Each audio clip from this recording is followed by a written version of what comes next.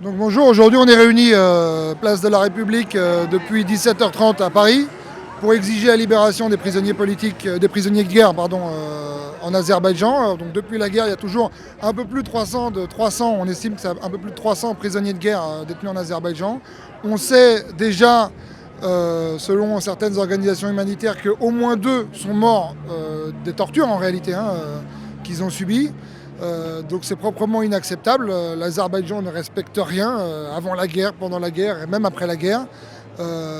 Et la preuve en est que c'est bien la poursuite du processus génocidaire, c'est que les menaces continuent depuis la fin de la guerre. L'armée azerbaïdjanaise a même avancé en Artsakh depuis la fin de la guerre et que Aliyev a inauguré il y a quelques jours, il y a 2 jours, il me semble, le musée de l'horreur, en fait, un peu en Azerbaïdjan, où on voit bien la volonté d'humiliation en accrochant tous les casques de soldats arméniens tués, mais aussi de manière beaucoup plus raciste en grimant les soldats arméniens morts comme les gens les plus moches possibles. La volonté d'humiliation, en réalité, c'est bien la volonté d'humiliation qui est là, quoi. Donc on a affaire à un État exterminateur, un État génocidaire, l'Azerbaïdjan, comme la Turquie. Les deux étaient engagés dans la guerre. Ça ne s'est pas fini depuis 1915 et ça va continuer encore. Le processus génocidaire, démarré en 1915, elle a pu le faire avec la complicité des plus grandes puissances et des opinions publiques, uniquement parce qu'elle avait des alliés. Et en France, l'Azerbaïdjan a des alliés. Ces alliés, c'est par exemple l'ex-maire de Montauban, Brigitte Barège. Brigitte Barège, le 22 septembre 2020, qui accueille une délégation de l'ambassade d'Azerbaïdjan à Montauban, qui va sur la tombe d'un résistant lointainement d'origine azerbaïdjanaise et qui reprend l'héritage de la résistance contre le fascisme en France, contre les nazis, pour le mettre au service de l'Azerbaïdjan de manière honteuse. Sachant que l'Azerbaïdjan, c'est l'Azerbaïdjan qui est fasciste. C'est l'Azerbaïdjan qui est raciste. Depuis, comme par hasard, regardez bien les alliés de l'Azerbaïdjan. Brigitte Barège a été condamnée pour détournement de fonds publics et son mandat de maire a été annulé. Voilà les alliés de la République d'Azerbaïdjan en France. C'est la moisissure de la République. Je vais vous parler ensuite de Michel Gouracha. Michel Gouracha, vous l'avez certainement déjà vu à la télé. Il est passé dans le documentaire d'Élise Lucet, Mon président en voyage d'affaires. C'est l'ex-maire de Cognac. L'ex-maire de Cognac qui se fait offrir des tapis de luxe par l'Azerbaïdjan, qui s'en cache même pas, tellement qu'il est intelligent. Voilà ce que c'est la corruption. Il explique que sa ville, Cognac, n'a plus les moyens de rénover les bâtiments municipaux. Donc c'est l'Azerbaïdjan qui se propose de payer pour rénover les bâtiments municipaux. En échange de quoi? En échange d'avoir le droit d'utiliser toutes les salles de concert et de conférences pour tenir des conférences négationnistes, pour tenir des conférences de propagande du régime de l'Azerbaïdjan. Retenez bien ces noms, parce qu'ils vont devoir rendre des comptes au peuple de ce pays. Michel Gouracha, ex-maire socialiste de Cognac. Brigitte Barège, ex-maire, les Républicains de Montauban.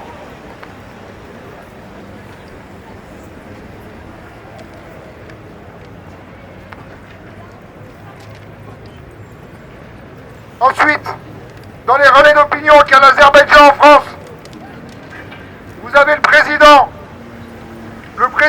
de la Sorbonne, c'est pas n'importe quoi, Jacques Sopelsa,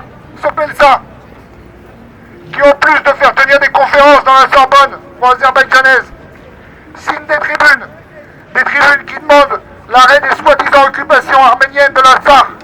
En réalité, en signant ces tribunes, Jacques Sopelsa légitime les guerres racistes et génocidaires d'Aliyev et de l'Azerbaïdjan contre le peuple arménien. Pendant cette guerre criminelle, l'Azerbaïdjan a commis des pires exactions. Destruction de biens civils et d'hôpitaux. Utilisation d'armes interdites par le droit international. comme les bombes à sous-munitions ou les bombes au phosphore. Prise d'otages, exécution de prisonniers, de civils et de militaires. L'Azerbaïdjan a poursuivi un objectif clairement affiché, détruire les Arméniens du Haut-Karabakh. Cet État, comme l'État turc, n'a jamais rompu avec la haine et le racisme anti-arménien qui sont les fondations de leur construction étatique. Les Arméniens aspirent à vivre libres et en paix sur leurs terres historiques, en accord avec leurs droits les plus fondamentaux. Et leur seul obstacle est le fascisme. D'Erdogan à Aliyev, notre liberté ne peut passer que par la lutte et la résistance contre le fascisme. Cette guerre d'agression se gèle en novembre, mais personne n'est dupe. Le conflit n'est pas terminé et le peuple arménien est toujours sous la menace d'une nouvelle offensive. L'Azerbaïdjan ne veut pas la paix, l'Azerbaïdjan veut commettre un génocide. Les forces d'autodéfense arméniennes ont résisté héroïquement et nous honorons la mémoire de celles et ceux qui sont tombés en protégeant notre peuple et nos terres. Les martyrs sont immortels. Plus d'une centaine de combattants ont aussi été faits prisonniers et c'est pour eux que nous sommes là aujourd'hui, puisqu'ils sont toujours retenus captifs dans les lieux tenus secrets. Victimes de traitements inhumains et dégradants, ils doivent encore une fois résister à la barbarie et à la haine. Dans le monde tel que pensé par les nations occidentales, dont la France, le droit international est censé protéger les prisonniers de guerre et garantir qu'ils seront rendus chez eux sains et saufs. Mais nous sommes face à une dictature qui expose des soldats arméniens de cire dans un musée à ciel ouvert, enchaînés comme des esclaves. Nous sommes face à une dictature qui offrait 100 $ pour chaque Arménien décapité. Nous sommes face à une dictature qui détruit des églises, des cimetières, des monuments et qui est prête à tuer tout Arménien se trouvant sur son passage. L'État azerbaïdjanais s'est placé hors de la loi et hors du droit depuis bien trop longtemps. Et si elles sont un argument central, les conventions de Genève ne franchissent pas les murs des prisons de Bakou. Notre mobilisation est alors essentielle. Nous devons alerter, interpeller et être présents pour dénoncer les agissements de cet État criminel qui veut redorer son image en France. Nous sommes ici l'écho de nos frères et de nos sœurs de lutte qui ont combattu les armes à la main, les forces fascistes d'Aliyev. Il est aussi très important de rappeler que ce sont des prisonniers de guerre, parce qu'Aliyev les qualifie de terroristes, ce qui justifierait que leur détention soit contraire aux droits de l'homme. Encore une fois, l'oppresseur inverse les faits et accuse sa victime. Les Arméniens étaient aussi une menace pour la nation turque en 1915 et devaient être éliminés. C'était les débuts du génocide. Mais c'est Aliyev qui a employé des mercenaires et des terroristes djihadistes, recrutés en Turquie et formés en Syrie pour faire les passes besognettes de son armée et venir commettre des crimes de guerre contre les Arméniens. 2 ressortissants syriens sont en ce moment d'ailleurs jugés en Arménie pour crimes de guerre. C'est l'Azerbaïdjan qui est un État terroriste. Mais ce sont aussi des prisonniers de guerre, puisque ce sont les soldats de l'armée régulière de la République d'Arménie, mais aussi des forces d'autodéfense de la République indépendante d'Artsakh. Un État indépendant qui a toute sa légitimité, quoi qu'en disent les grandes puissances, quoi qu'en dise la Turquie, quoi qu'en dise l'Azerbaïdjan. Retenir ces otages est une attaque contre sa souveraineté. Pour terminer, je voudrais vous dire que ce rassemblement, en tant que militant de la cause arménienne, est un défi. Le rassemblement qui devait avoir lieu à Varsovie, en Pologne, a été annulé sous menace d'attaque de l'Ouri, ce mouvement fasciste turc qui prétend faire la chasse aux Arméniens, mais qui ne sort que la nuit et en bande, toujours pour attaquer en traître et en surnombre. N'ayons pas peur d'eux. Ils seront déterminés à défendre nos droits et nos quartiers contre ces hordes fascistes. Nos frères et nos sœurs d'Artsakh n'ont montré aucune peur lorsqu'ils ont affronté pour défendre leurs terres. Soyons à leur hauteur. De Paris à Stepanakert et dans le monde entier, nous devons résister au nom de l'avenir de notre peuple et nous n'aurons de cesse de nous mobiliser tant que les soldats captifs ne seront pas chez eux. Sains et saufs. Liberté pour les prisonniers arméniens. Merci.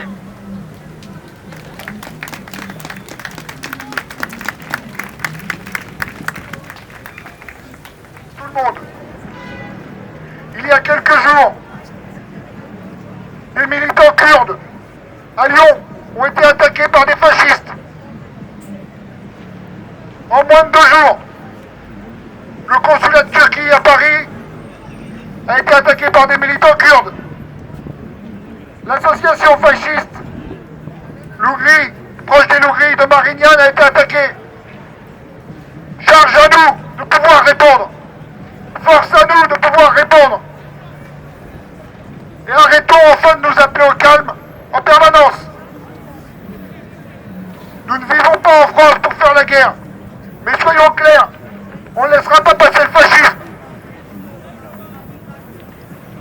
Ensuite, parlons de l'attitude de la France. Malheureusement, et trop souvent, dans le monde entier, les Arméniens nomment la France comme un État allié de l'Arménie. En tout cas, les 2 dernières présidences, enfin l'actuelle et la dernière. Quelle preuve d'amitié diplomatique il y a eu envers l'Arménie et l'Artsakh? Aucune reconnaissance de l'État français, de la République d'Artsakh. Aucune protection des préfectures contre les Lougris. La France, depuis le mandat de François Hollande, a violé l'embargo sur les armes. Et bien que coprésident du groupe de Minsk, censé soi-disant régler le conflit de manière pacifique, a rompu l'embargo et vendu des armes à l'Azerbaïdjan. Ces armes, notamment, c'est le système de guidage laser par satellite des drones azerbaïdjanais. C'est ces armes-là qui ont tué nos frères et nos sœurs en Artsakh. Et comment est-ce possible que quelqu'un comme François Hollande, qui a pris cette décision, puisse être accueilli dans une manifestation d'Arméniens à Alfortville sans qu'il ne se passe rien? Comment est-ce possible que des dignitaires arméniens appellent les Arméniens au calme en disant c'est ce que François Hollande a fait, mais ce n'est pas le moment? Quand est-ce que c'est le moment? Quand est-ce que c'est le moment? Pour les Lougris comme pour la France, chers amis, chers camarades, il est enfin venu le temps que les Arméniens relèvent la tête. En Azerbaïdjan, par le dictateur Ilham Aliyev. Comme vous le savez, depuis 1915, le génocide continue. Et nous exigeons, nous voulons résister pour vivre. Aujourd'hui, dans le monde entier, dans plusieurs villes sur 3 continents, à Toronto, à Genève, à Rome, à Houston, à Yerevan, à Sacramento, à Marseille, à Montréal, à New York, à Los Angeles, à Berlin, à Hambourg et à Moscou, les Arméniens sont réunis pour exiger la libération des prisonniers de guerre détenus légalement en Azerbaïdjan. À Paris, nous faisons de même. On a cru comprendre que ceux qui s'étaient réunis à Moscou se sont fait embarquer par la police. C'est pas grave, hein, c'est des choses qui arrivent. On vous en dira plus pour la suite. Voilà, on se réunit aujourd'hui, on espère que ce n'est pas la dernière fois pour exiger la libération des prisonniers de guerre. Je vais passer la parole à Méliné. Les Arméniens du monde entier exigent la libération immédiate des prisonniers de guerre arméniens qui sont toujours tenus captifs depuis l'arrêt de l'offensive massive azerbaïdjanaise en 2020. L'Azerbaïdjan viole actuellement les conventions de Genève en matière de traitement des prisonniers de guerre, mais transgresse également en toute impunité l'accord tripartite de cessez-le-feu signé le 9 novembre 2020 entre l'Azerbaïdjan, l'Arménie et la Russie. Aujourd'hui, en ce moment même, les défenseurs des droits de l'homme et concitoyens sont réunis dans les villes, comme il a été déjà dit, de Berlin, Genève, Hambourg, Houston, Los Angeles, Marseille, Montréal, Moscou, New York, Paris, Rome, Sacramento, Toronto, Varsovie et Yerevan pour demander la libération immédiate et inconditionnelle de plus de 200 civils et prisonniers de guerre arméniens.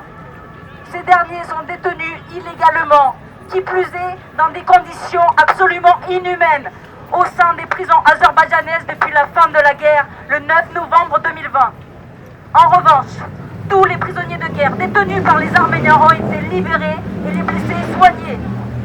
Des organisations internationales, dont Human Rights Watch, ont confirmé la violation flagrante du droit humanitaire international par l'Azerbaïdjan.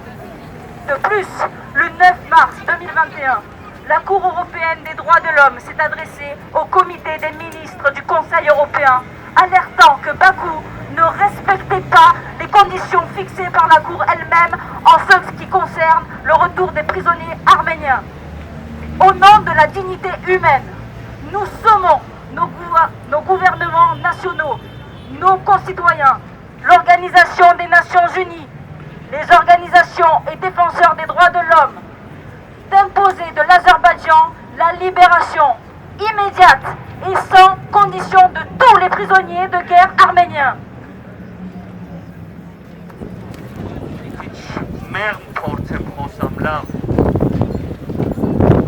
Այսօր մենք ստեղ որ հավաքվել ենք հարգելի հայրենակիցներ։ Սա ասում եմ մի բանի մասին, որ մեր խիղճը մեզ հանգիստ չի տալիս։ Մեր խիղճը հանգիստ չի տալիս, քանի որ մեր աղբերները, ովքեր որ հիմա գերի են Ադրբեջանում ու Ադրբեջանի նախագահը իր պահվածքով ցույց է տալիս, որ մենք պետք է ավելի միասնական լինենք, ավելի ուժեղ լինենք, ավելի համախմբված լինենք, որպեսզի մեր բռնած գործը գլուխ գա։ Ողջունում եմ ամբողջ աշխարհում ոտի ելած մարդկանց, հայությանը, ինչ ասեմ, մեր կռիվը դեռ շարունակվում է, մեր կռիվը նոր է սկսում, ժողովուրդ ջան։ Je suis présente ici pour essayer de faire remuer les gouvernements pour faire libérer les prisonniers. Je souffre pour eux parce que je sais qu'en Azerbaïdjan, ils doivent être maltraités. Je pense à leurs mères, à leurs épouses et je suis trop émue pour continuer. Mais malheureusement, nous ne sommes pas assez nombreux. J'espère qu'il y aura un retentissement pour que les gouvernements, au moins le gouvernement français, interviennent pour la libération des prisonniers. J'ai lu qu'il y avait 300 prisonniers arméniens. Je pense que nous n'avons pas beaucoup de prisonniers azéris, donc il ne peut pas y avoir d'échange. Donc il faut que l'Azerbaïdjan accepte de rendre les prisonniers. Voilà, je suis présente pour essayer. Chacun doit faire son devoir et être présent ici. Voilà.